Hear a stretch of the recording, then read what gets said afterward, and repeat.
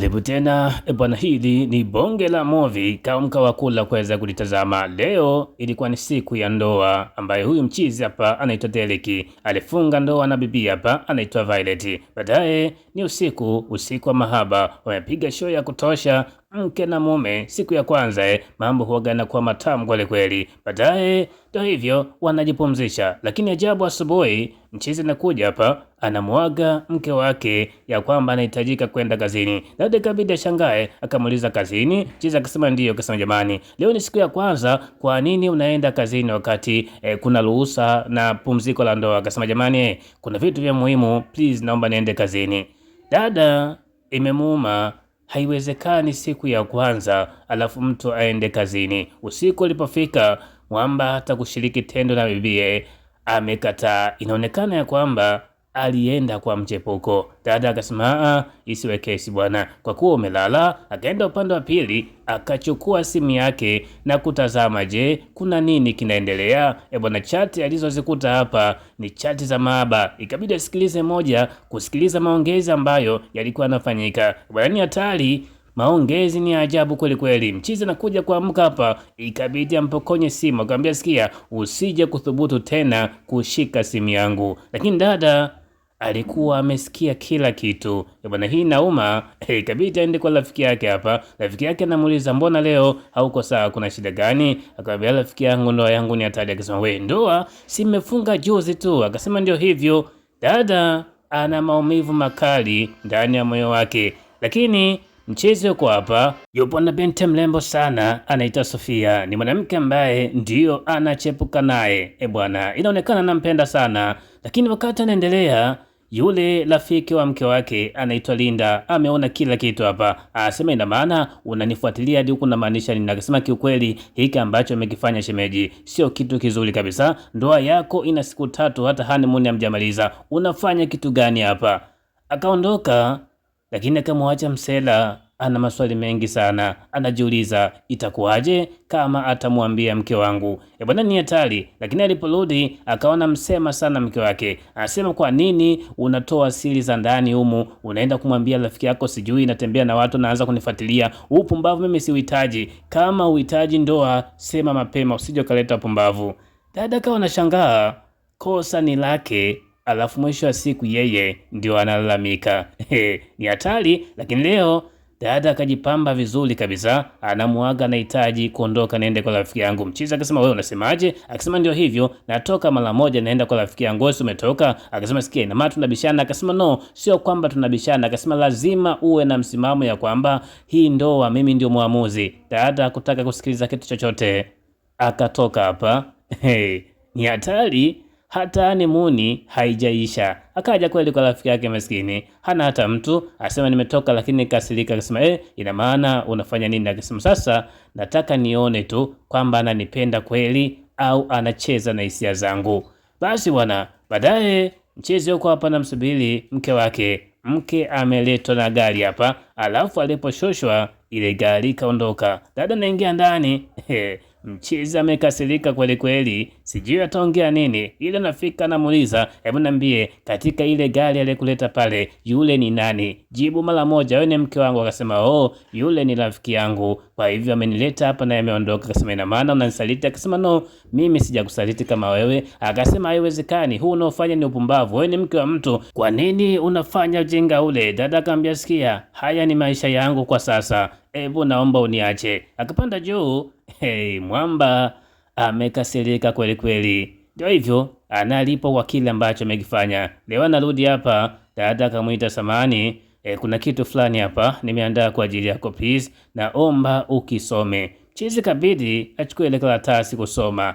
Bwana, kilichoandikwa mule ni karatasi ya divorce, kwa maana dada ameshaandaa talaka kabisa. Akamwambia, sikia, mimi siwezi kuishi na mwanamume wa namna hii, bora tu uandike hiyo talaka, utie saini, kila kitu kiwe sawa. Akasema, mimi bado nakupenda. Akasema, sawa, nitaendelea kubaki hapa kwa sababu dini inaruhusu. Akasema, sikia, mimi sita saini hii karatasi na ninahitaji tuendelee kuishi pamoja kama mke na mume, please usije ukafanya hivyo. Yaani hatari. Asubuhi anakuja kumwaga hapa Dada yuko bize kweli kweli na simu. Anamuuliza hii ni nini? Hebu niambie. Akasema sikia, kwa sasa kila mtu anaishi katika chumba chake, kwa hivyo usije kaniingilia katika mambo yangu. We, ni ndoa ya Kikristo mnapoachana kuna ile nafasi ya kukaa pamoja katika nyumba moja lakini vyumba tofauti. Bwana, hii ni ngumu, lakini leo amefika ofisini, kumbe kile kidada Kisofia ni kifanya kazi chake. Alipofika hapa akamwambia sikia, leo siko sawa, naomba uondoke. Akasema we, ina maana unanifukuza kwa sababu ya lile tukio au kuna kitu kingine? Akasema ndio hilo, naomba uondoke. Akasema basi sawa, uwe na siku njema, kwa heri. Lakini John aliporudi anashangaa kuona chumba chake mkewe hayupo. Sio kawaida, amezoea akiingia ndani tu anamkuta mkewe hapa, lakini kila sehemu haipo. Ikabidi achukue simu apige. Je, yuko wapi? Alipopiga simu bana, kumbe bibi yuko katika chumba cha pili hapa. Asema siwezi nikaja tena humo kwa sasa, kila mmoja abaki katika chumba chake na afanye mambo yake, na ninachohitaji usaini hiyo karatasi ya talaka.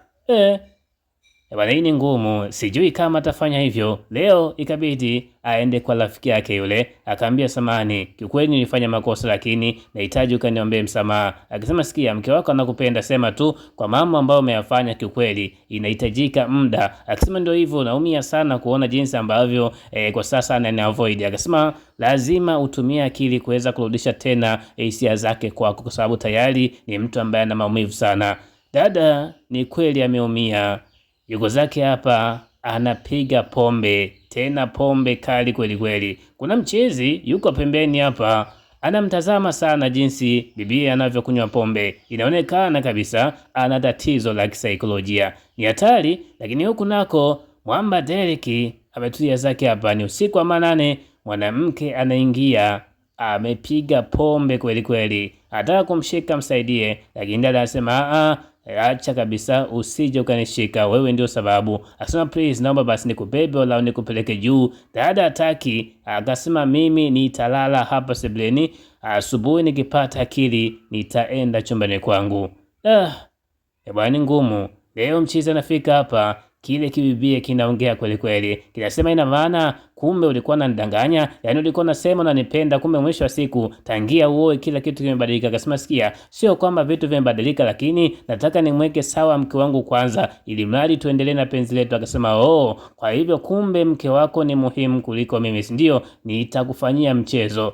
Mchezo. Aliposikia hivyo ikabidi asimame, akamwambia sikia, mimi ninakupenda, lakini naomba kwa sasa uweze kutulia. Dada naongea, wala mchezi akaenda kumtuliza kwa kumpiga bonge la kisi.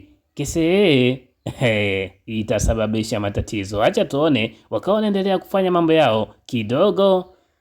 Kuna watu wanafika hapa. Ni nani? Ni mke wake pamoja na yule shosti yake. Walipofika hapa kaona kila kitu. Dada alikuja kuchukua funguo tu, akachukua funguo na mwisho wa siku akaondoka.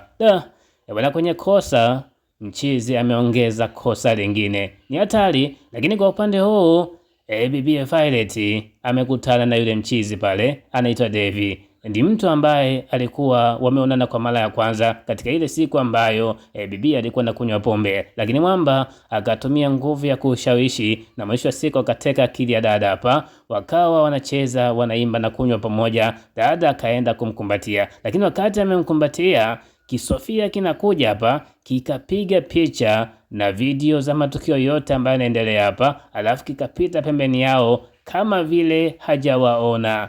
Inawezekana hawajamuona kutokana na ubize wa story ambazo walikuwa wanapiga hapa, lakini hii inamaanisha nini? Wacha tuone. Leo Derek yuko hapa, kuna ua la upendo kaliandaa, yawezekana anataka kuomba msamaha, lakini dada nafika hapa na mwaga. Kabidi amuulize unaenda wapi usiku? Akasema sikia, naenda kwenye show ya rafiki yangu, kwa hivyo hauna mamlaka ya kunizuia. Akasema jamani, kwa nini unafanya hivi? Nahitaji kuomba msamaha. Akasema no, huu sio muda wa msamaha, huu ni muda wa kujaza ile karatasi ya talaka, ili mradi kila mtu awe huru. Hii ni hatari, ni hatari kweli kweli. Leo amerudi ofisini hapa, dada naenda kumkisi mchizi, hitaji kabisa amegoma. Anasema ina maana hautaki ni ukisi kutokana na changamoto katika ndoa yako. Akasema sikia, wewe ndio umesababisha yote haya. Akasema mimi sio sababu, lakini mke wako tambua ni malaya. Akasema ni malaya? Akasema ndio. Ebu angalia hapa. Bwana mcheza alichokiona hapa ni hatari kweli kweli. Anarudi nyumbani na foka, anasema kumbe huyu ndio kijana ambaye unanisaliti naye. Dada yuko busy, akampokonya simu. Akasema mimi naongea alafu uko busy. Akasema jamani, kwani kuna kipya gani? Akasema kipya ni hiki hapa. Kwa nini unafanya uchafu kama huu? Akasema sikia, mimi na wewe sio mke na mume tena. Jaza ile karatasi ya talaka ili kila mmoja aende kuendelea kufanya mambo yake kwa uhuru zaidi. Hatari tena ni balaa zito kweli kweli. Leo dada yuko hapa, alipomwona mchizi akajifanya naongea na simu, akisema jamani baby, nimekumisi sana na si muda mrefu nitakuja hapo ofisini kwako, kwa hivyo please naomba sana uweze kunisubiria. Mwamba anashuka, anasikia kila kitu ambacho kinaongeleka. Bwana, kwa aibu na hasira ikabidi atoke hapa. Alipotoka hapa nyuma, bibi akawa anacheka, lakini leo mchizi yuko katika chumba cha mchepuko, lakini wakati yuko hapa kuna vitu na viwaza. Siku moja aliweza kutembea mitaa hii, akamkuta mke wake yuko na yule mchizi hapa, wakawa wanapiga stori, alafu wamekumbatiana kimahaba kama hivi. Mwamba akaamini hapa kila kitu kimeisha. Mchepuko anafika hapa Sofia, asema jamani, mbona umeingia chumbani kwangu alafu bado una mawazo kama hivi? Hii inamaanisha nini? Akamwambia sikia, unajua sina hisia tena. Akasema we, kwa nini ukose hisia wakati mimi nimeandaa vitu kwa ajili yako? Akasema leo sihitaji kufanya chochote. Dada kabinuka kama hivi, anamtega mchizi. Je, atakula? Ni hatari kweli kweli. Tukirudi huku, Derek yuko na bibi hapa, akawa anamweleza hisia zake ya kwamba anampenda na anamhitaji awe mke wake, lakini dada akasema hapana, mimi kiukweli nilikuwa nafanya yote ili mradi kuweza kuondosha tu mawazo, bado ninampenda mume wangu. Bwana mcheza alijua amepata mwanamke hapa, lakini kumbe bibie anafanya haya yote ili mradi kuweza kujiliwaza. Huku nako tendo la ndoa limekuwa gumu. Mchezi hana hisia, asema bado ninamwaza mke wangu. Akasema unasemaje?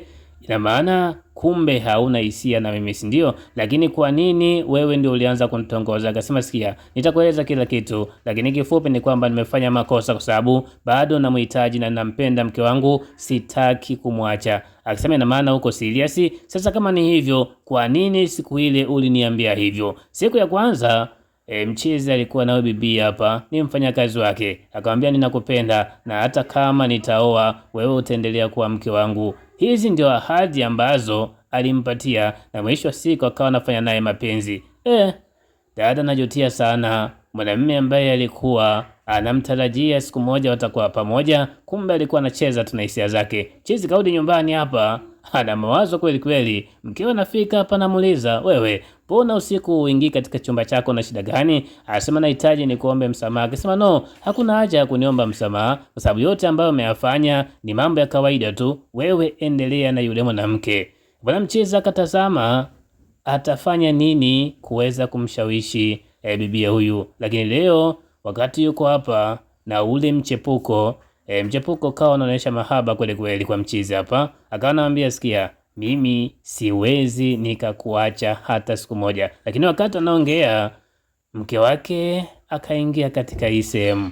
Alipoingia akasema ina maana huyo mke wako bado anatufuatilia, si ndio? Nimeshakwambia mke wako hafai, ni malaya. Akasema sikia, usije ukaniita majina mabaya, mimi siko kiivo hata siku moja, lakini labda nikwambie tu kitu kimoja, ninachohitaji mimi usaini ile karatasi niweze kufanya mambo yangu. Akamwambia sawa, haina shida, lakini kwa sasa naenda kazini na mke wangu huyo hapa. Ni dharau. Dada amejisikia vibaya sana, lakini kama hampendi, kwa nini hataki kusaini ile karatasi? Leo akaita mwanasheria hapa. Mchezo alipofika, alipoona mwanasheria akajifanya anaumwa, tumbo linauma kweli kweli. Dada akamtazama akaona huu ni mchezo, akasema wewe, hebu bwana jikaze uweze kufanya kitu ambacho kimekuita hapa. Dada mwanasheria akasema, jamani, kama mnavyoona mwenzetu huyu ni mgonjwa, naomba tumpatie muda ili mada aweze kukaa sawa. Akasema, hapana, mimi namjua huyo ni sio mgonjwa, asaini hiyo karatasi. Akasema, jamani, kwani amuoni hali yangu? Pindi hali kikaa sawa, kila kitu kitakuwa sawa. Lakini leo akaona bora amuite mzee huyu hapa. Huyo mzee ni baba wa binti. Alipofika hapa asema, najua mko na changamoto. Akasema, ni kweli, hii ndoa mimi nahitaji iishe kabisa. Mchizi akasema, hapana, usiseme hivyo mke wangu. Akasema, ndio hivyo, haiwezekani tukawa tunaishi ndani alafu kila mtu moyo wake uko sehemu nyingine. Baba akamwambia, sikia, ndoa zina changamoto, hebu kijana, nenda kamuombe msamaha mke wako. Chizi akafika hapa akamwambia, sikia, kikweli bado nakupenda, nahitaji pia uwe mke wangu. Yaani kile ambacho unatakiwa ufahamu ni kwamba siwezi nikakuacha, please naomba unisamehe. Chizi akasema, hebu msamehe basi mme wako. Ndio hivyo, kama baba ametoa kauli ya mwisho, dada akaona haina shida. Kwa nini nisimsamehe mume wangu hali ya kuwa bado ninampenda? Ikabidi amsamehe na wawili hawa wanaungana tena ili mradi kuweza kuendeleza ndoa yao. Bwana, movie yetu inaishia hapa, lakini mwisho wa movie hii basi na imani kuna funzo kubwa sana utakuwa umelipata. Funzo la kwanza kabisa, usaliti una maumivu makali sana ndani yake, hasa ukisalitiwa na mtu ambaye unampenda. Kwa hivyo wewe ambaye unamsaliti mpenzi wako, unamfanyia vitu vibaya, fahamu ya kwamba tu siku moja pindi na yeye akiamua kulipiza kisasi na kukusaliti, maumivu ambayo utakayoyapata basi yatakuwa ni mara 5 yake ya yale ambayo wewe umempatia. Funzo la kwanza kabisa hili, tuache usaliti. Lakini funzo la pili, tuache dharau pindi ambapo tunaingia katika ndoa. Kitendo cha kuingia katika ndoa maana yake ni kwamba unatakiwa umheshimu yule ambaye umeingia naye katika ndoa, lakini sio mnafunga ndoa leo na mwisho siku kesho mnaanza kufanya mambo ambayo yanaumiza mioyo yenu. Kwa hivyo hili ni funzo. Lakini je, kwa wewe ambaye umetazama movie hii kuanzia mwanzo hadi hapa mwisho tunaikamilisha, umejifunza kitu gani? Weka comment hapo chini kisha subscribe. Tukutane katika movie ijayo.